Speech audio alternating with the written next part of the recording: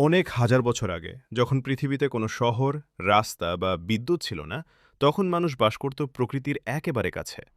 চারদিকে ছিল ঘন জঙ্গল, উঁচু পাহাড় আর বিশাল নদী। সেই সময়ের এক ছোট গোষ্ঠীর গল্প, যাদের জীবন ছিল সংগ্রাম আর শেখার এক দীর্ঘ যাত্রা। এই গোষ্ঠীর নেতা ছিল রাহিম। তার চোখে ছিল দূরের স্বপ্ন আর মনে ছিল সাহস। তার সঙ্গে ছিল তার স্ত্রী আয়েশা, ছোট ছেলে শাকিল আর আরও কয়েকজন গোষ্ঠীর মানুষ।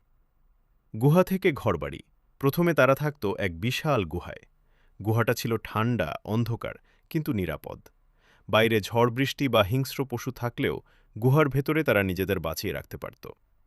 একদিন প্রবল বৃষ্টির রাতে গুহার ভেতর পানি ঢুকে পড়ল। সবাই ভয় পেয়ে গেল। তখন রাহিম বলল, আমাদের নিজেদের ঘর বানাতে হবে, যাতে আমরা আরও নিরাপদ থাকতে পারি। পরের দিন থেকেই কাজ শুরু হলো। তারা গাছের মোটা ডাল কেটে এনে মাটিতে গেঁথে দিল। তারপর বড় বড় পাতা দিয়ে ছাউনি বানালো।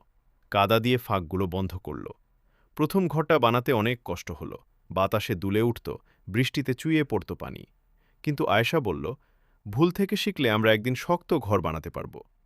ধীরে ধীরে তারা শিখে গেল কিভাবে শক্ত করে বাঁধতে হয়, কিভাবে ঢালু ছাদ দিলে পানি গড়িয়ে পড়ে। কিছুদিনের মধ্যেই তাদের ছোট্ট গ্রাম তৈরি হয়ে গেল।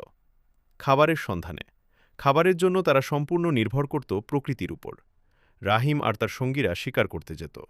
তাদের হাতে থাকত পাথরের বর্শা আর ধারালো অস্ত্র।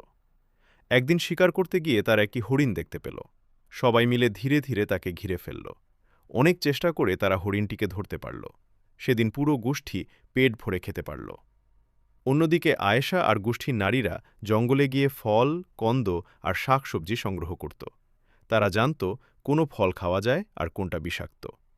একদিন ছোট শাকিল নদীর ধারে গিয়ে দেখল মাছগুলো পানিতে লাফাচ্ছে। সে একটা লম্বা কাঠ নিয়ে দাঁড়িয়ে রইল।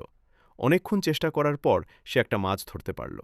সে দৌড়ে প্রাচীনকালে মানুষেরা এভাবেই পশুর চামড়া এবং গাছের ছাল ব্যবহার করে নিজেদের জন্য পোশাক তৈরি করতে শিখেছিল।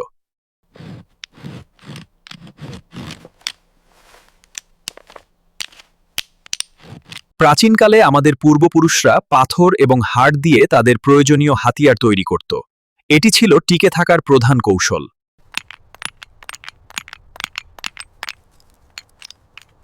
আমরা এই গাছের ছাল দিয়ে দড়ি বানাবো। পশুর চামড়া এখন যথেষ্ট নরম হয়েছে। শীতের জন্য এই পোশাকটি আমাদের খুব দরকার।